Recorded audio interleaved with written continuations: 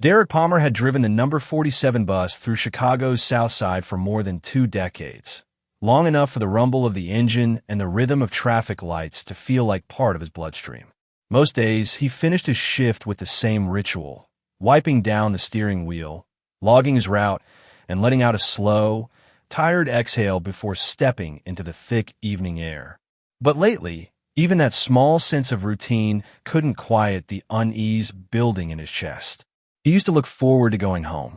The little house on Waverly Street wasn't fancy, but it held memories: Sunday mornings with pancakes, slow dances in the kitchen with Lana, the warm kind of silence shared by two people who once believed love was enough. Now the silence felt different. Heavy, loaded, like the pause before an argument no one wanted to start. Lana Palmer had changed. At first, it was subtle.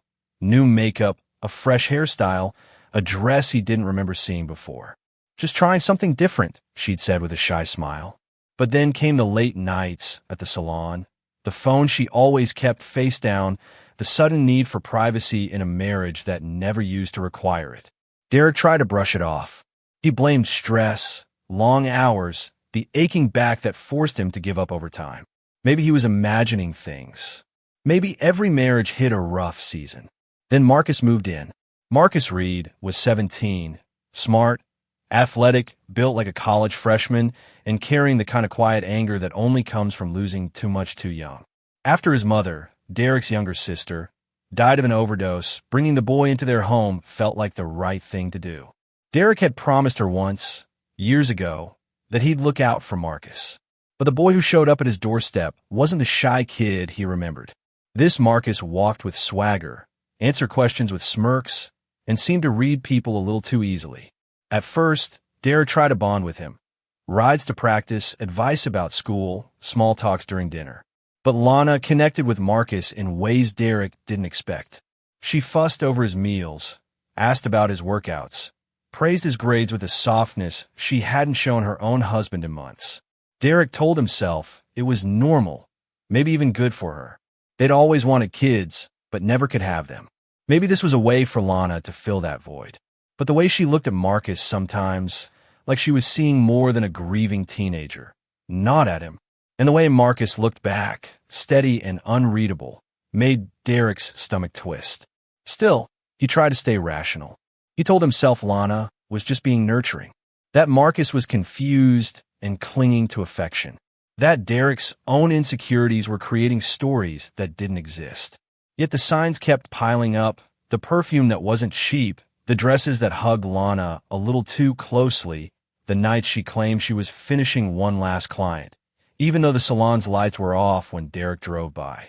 And Marcus always seemed to be around when she wasn't.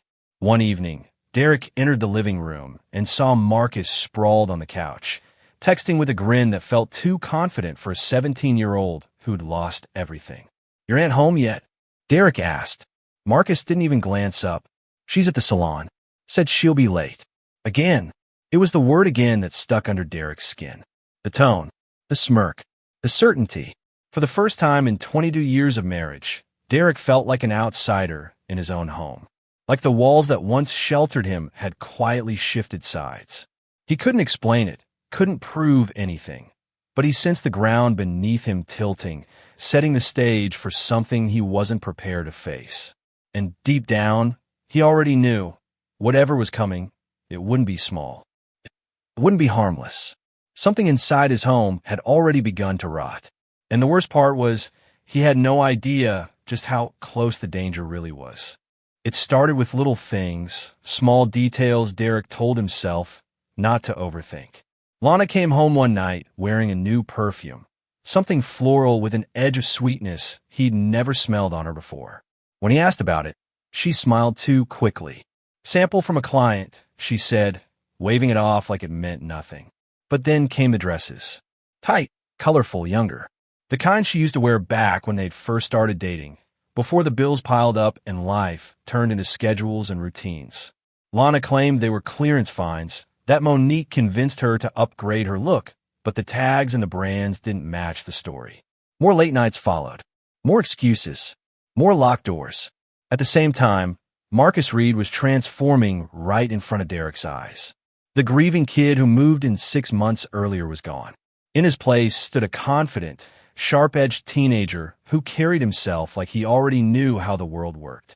He hit the gym harder, started talking back more, and walked with a swagger far beyond his years. Derek wasn't blind. Marcus was handsome, built, and intense in a way that drew attention. But when he caught Lana staring at the boy with a softness she didn't give Derek anymore, something inside him tightened. It wasn't an obvious stare, nothing you could point at and say, "See, that's wrong." No, it was subtle. A lingering glance. A smile that lasted a second too long. A touch on Marcus's shoulder that could be maternal or not. One night, Derek came home to find Lana humming in the kitchen, wearing lipstick he never saw her use. She had cooked Marcus's favorite meal, jerk chicken and rice, even though Derek had mentioned earlier he'd be starving when he got home.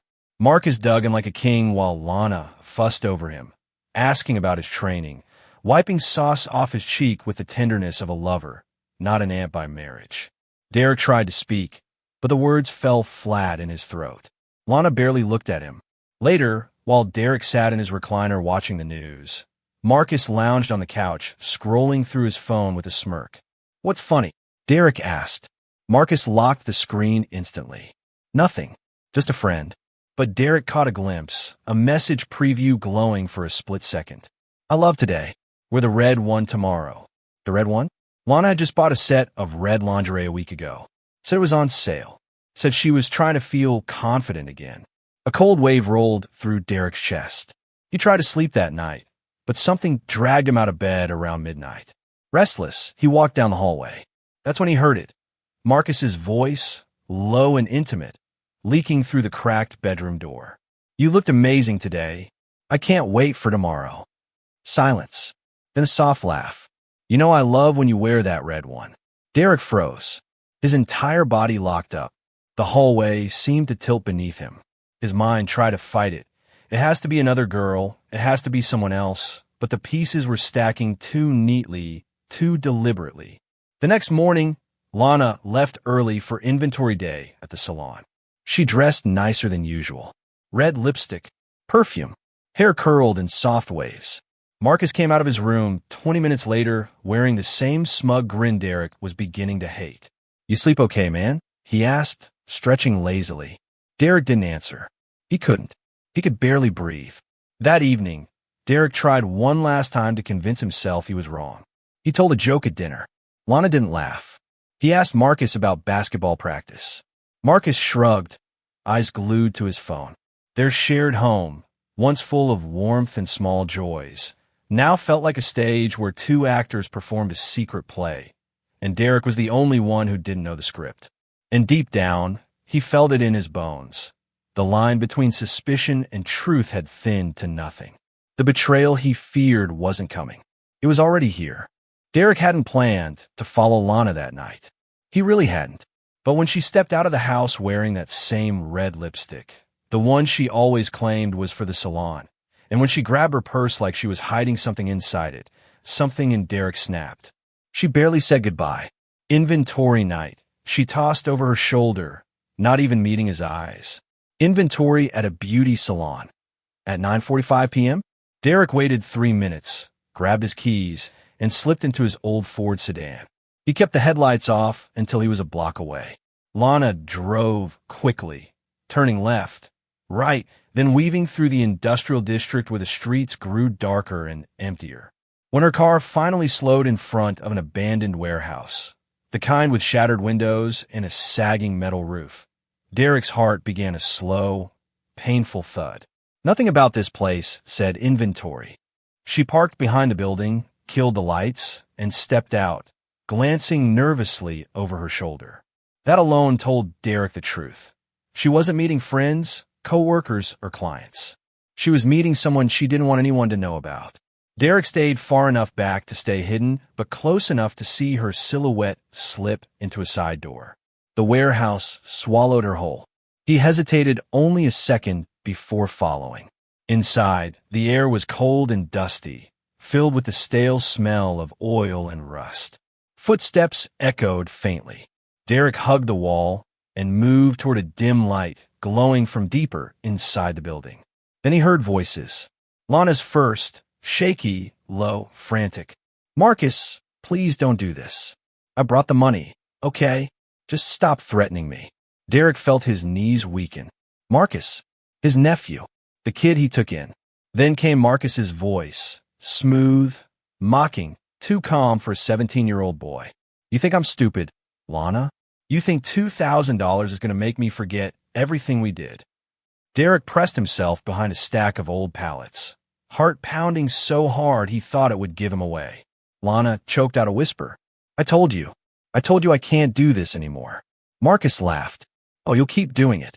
You'll keep coming when I call. Because if you don't, your husband's gonna know exactly what kind of woman he married. And the cops? They'll love hearing how you seduced a minor. Lana gasped. Hurt, fear, humiliation twisting together. I didn't seduce you. You came on to me. You recorded me without my consent. Another laugh. Meaner this time. Prove it. Derek clenched his fists so tight his nails cut into his palms. Every word carved deeper into him. The affair. The manipulation. The blackmail. His wife begging a boy for mercy. His nephew using her like a puppet. Marcus's tone shifted darker. You're going to give me more money. Every month. And you're going to meet me when I tell you to. Understand. Lana sobbed softly. I can't. Derek's already suspicious. Then keep him in check, Marcus hissed. Or I'll ruin you both.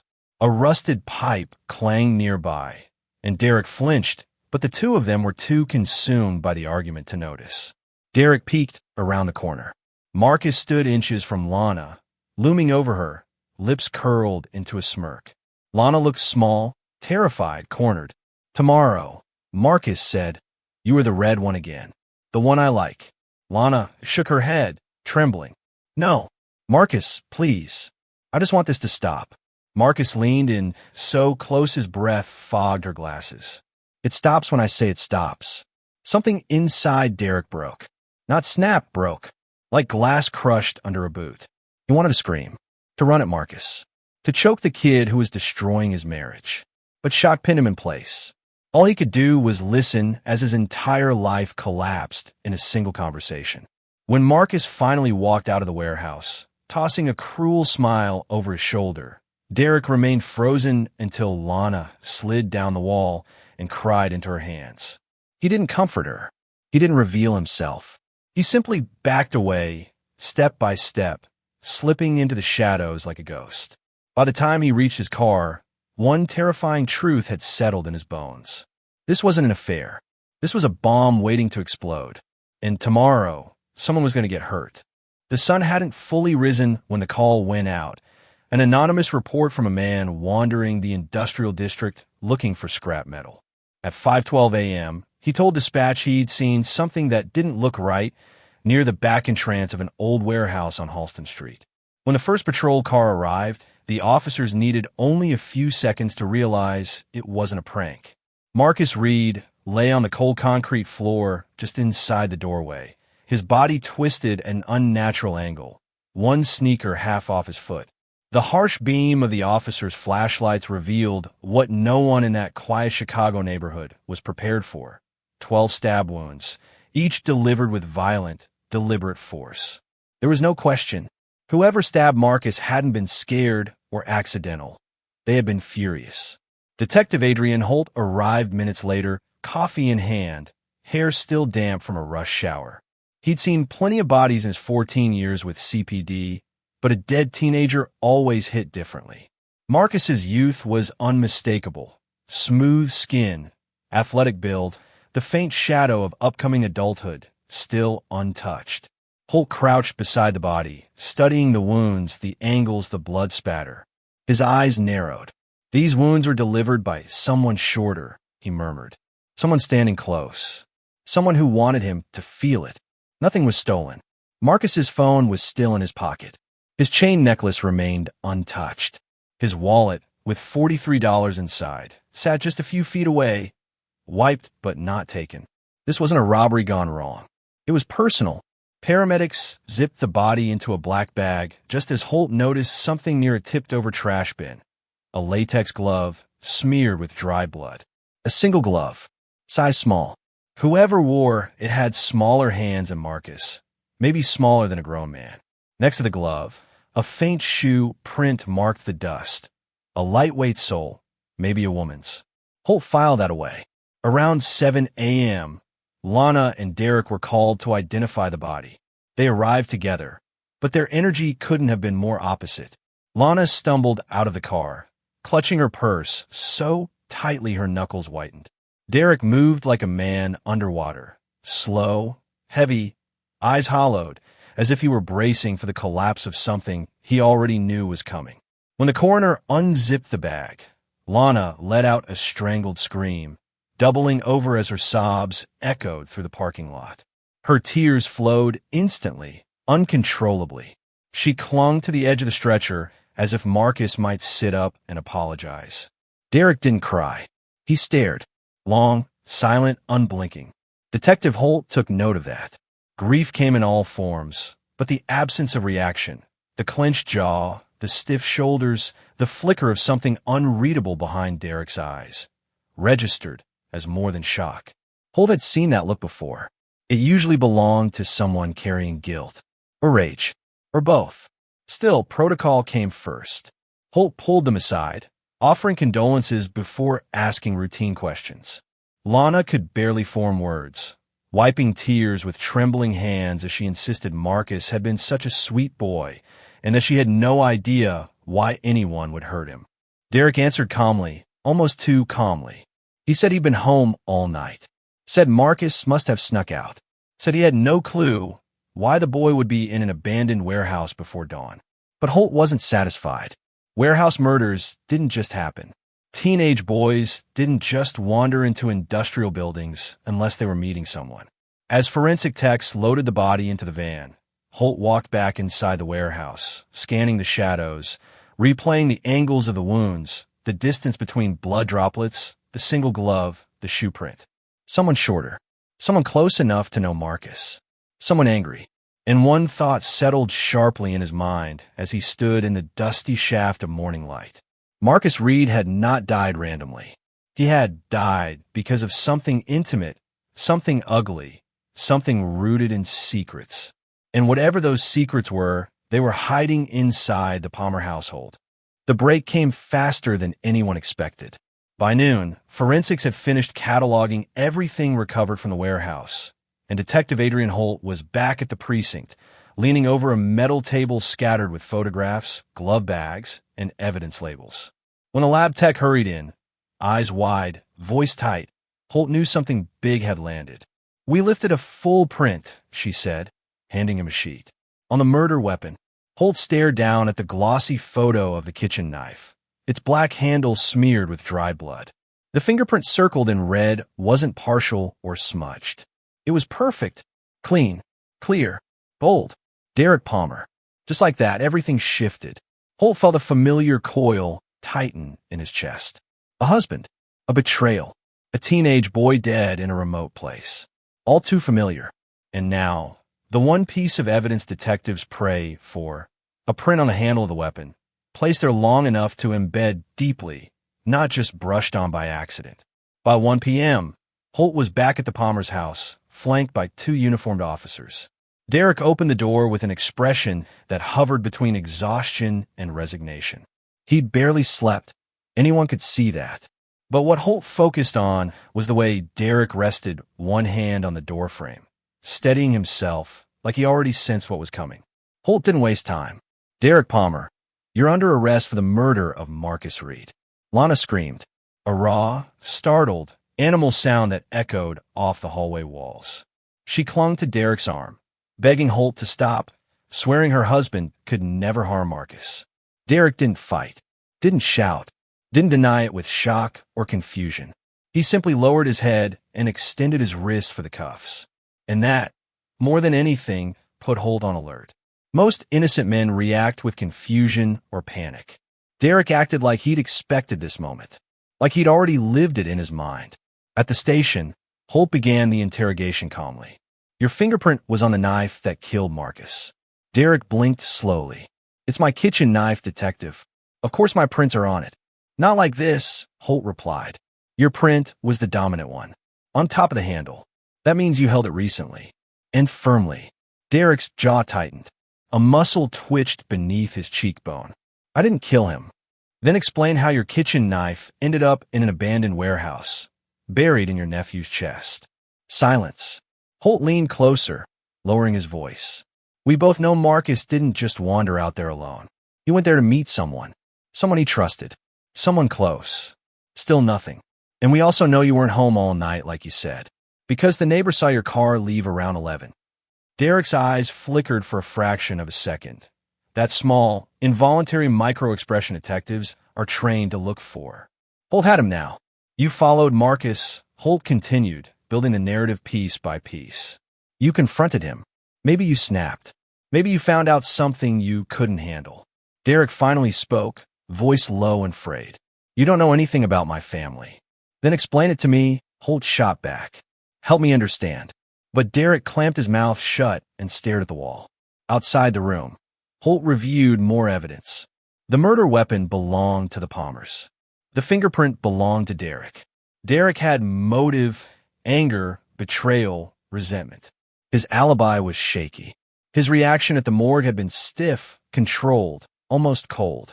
And there was the history, a bar fight when he was 20, one punch that broke a man's nose. A single mistake in his youth, sure, but prosecutors loved patterns. And Holt knew they'd run with the violent husband angle. With all that in hand, Derek instantly became the leading suspect. Back in the interrogation room, Derek finally lifted his gaze. Detective, I didn't kill Marcus.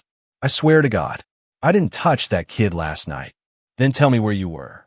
No answer. Holt exhaled slowly. This kind of silence wasn't protecting Derek. It was protecting someone else. But who? And why? Before he could push further, Lana arrived at the station demanding to see her husband. Through the two-way mirror, Holt watched her cling to Derek's hand, crying, begging him to tell the truth so he wouldn't go to prison. Derek whispered only one thing back to her. It's better this way. And that was the moment Detective Holt realized this case wasn't going to be simple. Derek wasn't just hiding something. He was shielding someone. And whoever he was protecting might have been standing much closer to Marcus the night he died than anyone was prepared to admit. Detective Adrian Holt had learned one rule early in his career. When a story doesn't add up, talk to the people who weren't supposed to be paying attention. In this case, that person was Monique Harris, Lana's co-worker, best friend, and the woman who seemed to know everyone's business at the Royal Crown Beauty Salon. He found her sweeping hair off the tiled floor, pop music humming faintly from a radio in the corner. When Holt flashed his badge, Monique's hands froze mid-air. Her eyes flicked up, sharp, alert, too steady for someone caught off guard. I figured you'd come eventually, she said, setting the broom aside. It's about Marcus, isn't it? Holt nodded. I need to ask you a few questions about Lana, and about the last few months. That's when Monique sighed, the kind of exhausted exhale that comes from carrying a secret so long it starts to rot. You better sit down, detective, she murmured. This ain't gonna be simple. In the break room, over the hum of an old vending machine, Monique began pulling threads that slowly unraveled the version of Lana Derek had sworn by. Lana hasn't been herself, Monique said. Not since maybe 4-5 months ago. She started coming in extra early, leaving late, dressing different. You ever seen a woman trying to feel young again? It was like that. Every day. Holt took notes, watching Monique closely. She started wearing new makeup, expensive brands, bought new clothes, and she was nervous all the damn time, jumping when her phone buzzed, checking the door, checking the window, like someone had a leash around her neck. Someone, Holt asked, or something. Monique hesitated before answering. That boy, she whispered. Marcus. I knew something was off. Holt leaned forward. What do you mean? Monique's voice dropped to a near whisper. I caught them once, in the back room of the salon. Lana was too close, and Marcus was smiling like he owned her. Holt felt his pulse tighten, define close. Monique swallowed. She had her hand on his chest, and he had his hands on her waist. I walked in on it. Lana acted like she was fixing his shirt. Marcus just grinned. I knew damn well that wasn't a shirt-fixing moment. She paused, rubbing her palms against her thighs, as if the memory still clung to her skin. And it only got stranger, she continued. She started giving Marcus envelopes, like she was paying him. I tried to talk to her about it, but she shut me down. Said I wouldn't understand. Money, control, a secret relationship, a motive. It all clicked hard in Holt's mind. Did Lana ever seem afraid of Marcus? He asked. Monique nodded instantly. One night, she came in with a bruise on her wrist. Tried to hide it with foundation. I asked her what happened. She said she slipped on a mop bucket. Monique scoffed. Lana doesn't slip. She's too careful. That boy grabbed her. I know it. This was the first real confirmation that the affair wasn't just forbidden. It had become dangerous. Did Marcus ever threaten her? Holt pressed. Monique bit her lip. Not to me, but she was terrified of someone. Kept checking her phone, deleting messages. I swear she cried in the bathroom once, but she denied it. Then Monique leaned closer, voice low and urgent. Lana wasn't in love with him, detective. She was trapped. And Marcus, that boy was smart. Manipulative smart. The picture sharpened. A teenager with leverage. A woman unraveling under pressure. A marriage crumbling behind closed doors. And then, another blow. Detective, Monique said quietly, the night before Marcus died, Lana told me she needed money fast. Said someone was threatening her. She withdrew $2,000. Holt froze. This matched the bank records he'd reviewed. Lana had pulled $2,000 in cash hours before Marcus was murdered. Did she say who the money was for? Holt asked. She didn't have to. Monique's gaze hardened. It was for Marcus. I'd bet my life on it. Silence settled between them. A heavy, suffocating silence that tasted like truth. Then Monique added one more detail, almost as an afterthought. And detective? I don't know if this matters, but Lana wasn't the only one who got close to Marcus. Holt's head lifted sharply. What does that mean? Monique stared at him, eyes dark, unreadable. That boy had a way of making women feel special. Even women who should have known better. It landed like a warning. Or a confession. Holt walked out of the salon with a fresh understanding. Lana wasn't the only adult whose life Marcus had intertwined with. There was another thread in this web, one that hadn't fully revealed itself yet. And the deeper Holt dug, the more he sensed that the truth behind Marcus Reed's death wasn't a straight line. It was a circle, with Monique Harris standing somewhere near the center. When Detective Adrian Holt returned to the interrogation room that evening, Lana Palmer looked like a ghost of the woman he'd met the day before. Her hair was unkempt, her mascara smudged, her hands trembling so violently she had to lock her fingers together just to keep them from shaking. She'd been sitting alone for nearly an hour. No phone, no husband, no friend, just the weight of her own secrets pressing her into the metal chair. Holt sat down across from her, setting a folder on the table with deliberate calm. Lana, he began softly, I need you to listen carefully. I'm not here to punish you. I just want the truth. The real truth. Her eyes darted to the folder, then back to him. I already told you the truth, she whispered. No, Holt said gently but firmly. You told me a story. Now I need what's underneath it. He opened the folder just enough for her to see the photos inside. The knife, the glove, the smeared prints, the bank withdrawal slip, and something else. A blurry still frame from a street camera showing Lana's car driving toward the warehouse at 11:52 p.m. Lana's breath hitched. I want to walk you through this, Holt said, and I want you to tell me if I'm wrong. She swallowed hard, nodding.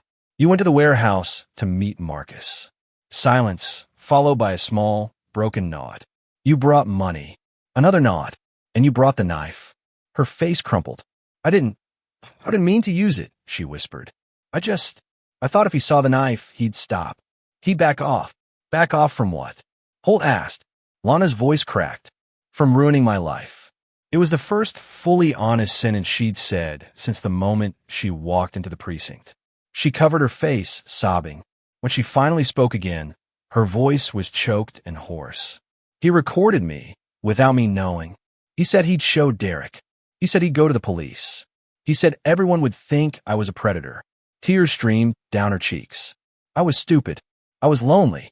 I wasn't thinking clearly. And Marcus, he knew exactly how to use that. Holt let her cry for a moment before continuing. So you met him. What happened next? Lana wiped her face with the back of her hand. He was drunk. Or high. I'm not sure. He grabbed my arm and yanked me close. Said the 2,000 wasn't enough. Said he wanted more. Said if I didn't cooperate, he'd send a video that night. And then, her eyes glazed over, like she was reliving it frame by frame. He pushed me against the wall. I told him to stop. He wouldn't. He kept laughing, calling me names, saying I was old, desperate, pathetic. He grabbed my hair, and her voice broke. I panicked. I reached for the knife. I didn't think. I just reacted. The first stab was an accident. I swear it was. Holt didn't interrupt. But after that, after he screamed, I don't know what happened. I wasn't in my body anymore. It was like watching someone else. I just kept stabbing. Her shoulders shook uncontrollably. I didn't mean to kill him. I didn't mean for any of this. Her confession poured out like a flood, but Holt knew better than to trust the flow of raw emotion. Truth often hid inside what people didn't say. So you stabbed him, Holt summarized carefully. And then what? I dropped the knife. I ran out. I drove home. Why wipe the handle and leave Derek's prints? A full, tortured silence. Lana, Holt pressed, softer this time. She closed her eyes. Because I thought if someone had to go down for this, it shouldn't be me. That single line twisted the entire case. Did you tell Derek anything? Holt asked. No, he doesn't know. Another beat. He can't know. But Holt had watched Derek's eyes earlier. The way he surrendered to the handcuffs. The way he told his wife, it's better this way. Derek knew something. Maybe not the whole story, but enough. Lana, Holt said slowly, you didn't just try to save yourself. You tried to make your husband take the fall. Lana broke completely, collapsing into sobs that rattled her whole body. I just wanted to stop, she whispered. I wanted my life back. But Marcus, he wouldn't let me go. Holt closed the folder. I believe parts of your story, he said quietly. But not all of it. She looked up, startled. There are things that don't match, he continued. The direction of the wounds. The strength behind them. A bruise pattern that doesn't match your grip. And the lipstick on Marcus's collar that isn't your shade. Lana blinked slowly, fear blooming across her face. Detective, what are you saying? Holt leaned back in his chair. I'm saying you stabbed Marcus, he replied. But I don't think you were the only one in that warehouse. And I don't think you're telling me who else was there. Lana looked away, but the shiver that rippled through her body told Holt everything he needed. The truth was bigger, darker, more tangled, and Lana wasn't ready, or willing, to name the other person woven into the night Marcus Reed died. Detective Adrian Holt sat alone in his office long after the rest of the precinct had gone quiet. The overhead lights hummed. A cold cup of coffee sat untouched. And in front of him lay a case file that should have been closed, should have been simple, but refused to settle. Lana Palmer had confessed. She had given motive, timeline, and emotion. She had cried until her voice cracked and her makeup streaked down her face. She had described the stabbing in vivid detail. She had admitted to wiping the knife and planting Derek's fingerprints. It was, by all textbook standards, a solid confession. But Holt's instincts weren't built on textbooks. They were built on years of watching good people lie convincingly, bad people fake remorse, and guilty people weave stories so close to the truth that even trained detectives faltered. And something about Lana's story smelled wrong. He flipped open the file again, running his finger along the photograph of Marcus Reed's body inside the warehouse. 12 stab wounds. Deep, angled downward, not in a frantic spray, but in a tight cluster, center mass, controlled, repetitive. That alone bothered him. Lana was emotional, impulsive, panicked. Her story screamed chaos. But the wounds screamed precision. Then there was the bruise pattern on Marcus's wrists, slightly oval, spaced like someone with larger hands than Lana's. Holt stood, crossed the room, and pinned the crime scene photos to the board again, one by one. Marcus's collar, the lipstick smear, a cheap brand, not the high-end crimson Lana always wore. Then the nail fragment embedded in the fourth stab wound. A fake acrylic nail, long, square-tipped. Lana didn't wear acrylics, but someone else in the story did. He dragged his palm across his face and exhaled. Monique, what the hell aren't you telling me? The next morning, Holt was back at the warehouse before sunrise. He walked the perimeter again, this time moving slowly, scanning details he'd overlooked the first time. The air smelled of rust and damp concrete. Broken glass crunched beneath his boots. At the southeast exit, half collapsed and covered in graffiti, he found it, a faint smear of lipstick on the metal doorframe. He snapped a photo, crouched down, and touched the edge of the stain. Same shade as the smear on Marcus's collar. Cheap, bright, drugstore red. Not Lana's. It was the first physical confirmation of what his gut had been screaming. He rose and looked around the space again, imagining the scene. Marcus drunk, demanding money. Lana cornered, a knife raised, but another figure lurking in the shadows.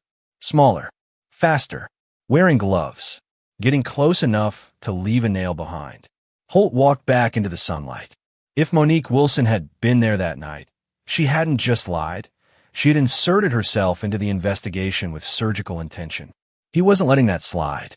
Back at the precinct, Holt pulled Monique's earlier statements. They were almost too clean, too rehearsed. Every detail conveniently supported a narrative that pointed the finger at Lana. In every emotional beat, I only want to protect her. Lana wasn't herself. I was worried about her. Felt like someone playing a part. Someone guiding him toward one answer. Not truth. A conclusion. He scribbled a list. Why did Monique lie about the client appointment? Why was she at the bank before Lana withdrew the $2,000? Why was she the first person to suggest an affair existed? Why did she claim she saw Lana with Marcus, but couldn't provide a date? And most importantly, how did her nail end up inside a stab wound? Holt leaned back, tapping his pen against his jaw. If Lana was protecting someone or covering for someone, then Monique made the most sense. The question wasn't whether Monique was involved. The question was how deep she was in and what Lana knew. Later that afternoon, Holt visited Derek Palmer, who had been released and was staying temporarily with a cousin. Derek looked hollow, exhausted, but sober enough now to speak clearly. When you were arrested, Holt asked him, "What did you mean when you said, 'It's better this way'?" Derek stared at him a long moment. Then he exhaled, "Because she's already been through enough, detective. Lana's fragile. I thought if I said nothing, if I just took it, maybe she'd finally be free of all this." Free of what? Holt pressed. Derek hesitated, and in that hesitation, Holt saw the crack. The truth was sitting just beneath the surface, close enough to taste. But Derek wasn't ready to say it. Not yet. That evening, Holt returned to his office, more unsettled than ever. Lana's confession had answered questions, but created new ones, bigger ones, darker ones. There was someone else in that warehouse. Another set of hands. Another source of rage. Another motive. And Holt had no intention of letting the wrong person take the fall. He picked up the phone. "Captain," he said, voice steady, "I need a warrant for Monique Wilson's apartment." Because this case wasn't over. Not even close. Detective Adrian Holt found Derek Palmer sitting alone on the back steps of his cousin's apartment building, a half-finished cup of gas station coffee cooling beside him. The morning sun hadn't fully risen, but Derek had. Judging by the hollow look in his eyes, he hadn't slept at all. Holt approached quietly. "Derek," he said, "we need to talk." Derek didn't move, didn't flinch. He just stared ahead, hands clasped like a man bracing for impact. "I already told you everything," he murmured. Lana panicked. Marcus pushed her too far. She snapped. Holt sat beside him, leaving a careful distance. "Did she tell you what happened that night? The whole story?" Derek let out a humorless laugh. "Lana never tells the whole story. She tells the version she thinks hurts the least. And you protect her," Holt said quietly. Derek didn't deny it. Instead, he rubbed the back of his neck, his voice low. "She was breaking, detective. I saw it long before you did." Holt pulled a small notepad from his coat. "Derek, what exactly were you protecting her from?" For the first time, Derek's expression shifted. Not anger, not fear, something else. Regret. "You've been asking about Monique," he said slowly. "So let me tell you something Lana didn't." Holt leaned in. She wasn't the only one Marcus had been messing with. Holt's pen paused mid-stroke. "What do you mean?" he asked. Derek's eyes were distant, fixed on something far away, a memory he'd never intended to share. "Lana didn't realize it at first," Derek said, "but one night a few weeks back, she came home shaking. She told me she'd gone to the salon after hours to pick up something. When she walked in, she heard voices. Whose voices? Marcus and Monique. Holt's pulse ticked upward. Describe what she heard. Derek swallowed hard. She said Monique was begging him to stop asking her for money. Said she didn't have anything left to give him. She told him if he leaked the photos, she'd lose her job, her reputation, everything. Lana said Marcus laughed at her, told her she was useful, but only when she paid. Holt froze. That wasn't just blackmail. That was a pattern. Marcus had been manipulating both women. Did Lana confront them? Holt asked. Not then, Derek said softly. She was terrified. She thought if she made noise, Marcus would go straight to the cops, accuse her of seducing a minor. Everything she had would be gone. I tried to convince her to go to you, but she wouldn't. Why not? Because she was afraid of Monique. He exhaled shakily. You don't understand their relationship. Monique looked sweet to everyone, but behind closed doors, she was intense, controlling, obsessed with Lana in her own way. She always talked about how she saved her after her mother's death, how Lana owed her everything. Holt felt the hair on his arms rise. Derek, are you saying Monique was jealous? She was possessive, Derek answered. Too possessive. She didn't like Lana depending on me.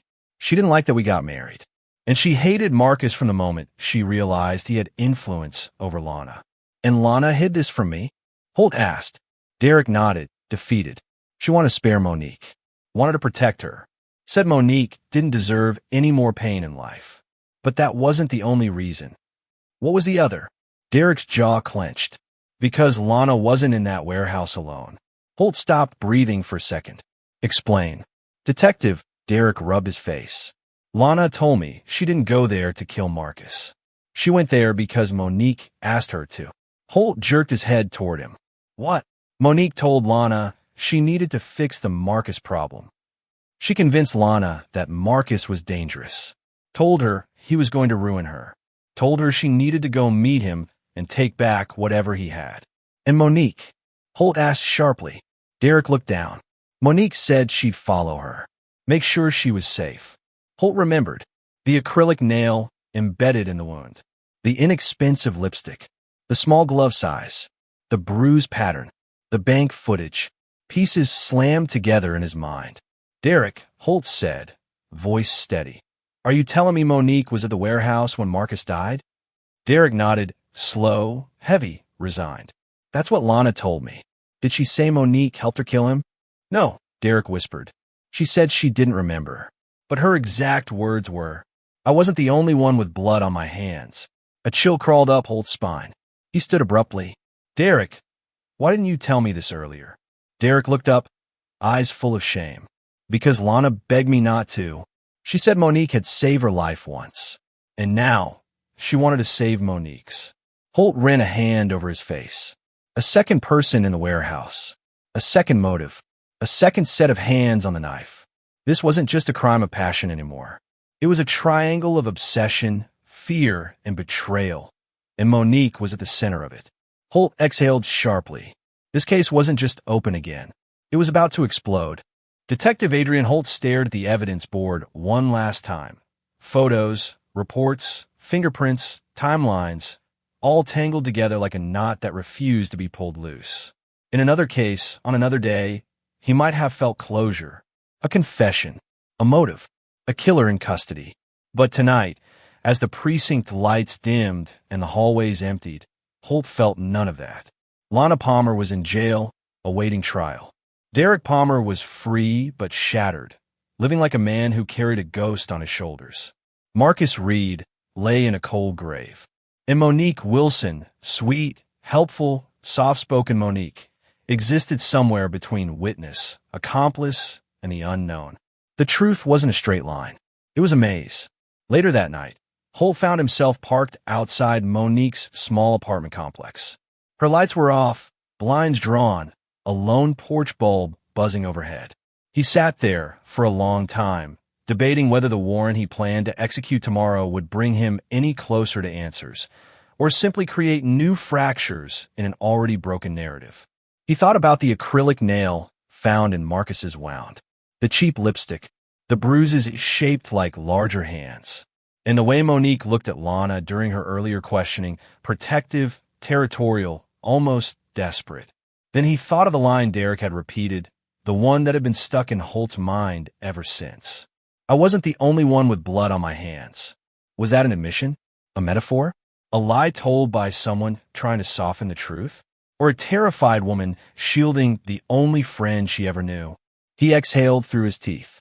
In homicide work, you learn to accept that some answers stayed buried. But something about this case gnawed at him deeper than most. The next morning, the precinct buzzed again. Phones ringing, officers rushing, paperwork piling high. But Holt felt like he was moving underwater.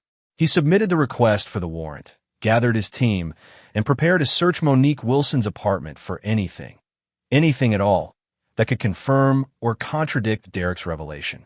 But before he stepped out the door, Captain Rollins pulled him aside. "Adrian," the captain said, tapping a stack of paperwork, "the DA's office is satisfied with Lana's confession. They're moving forward."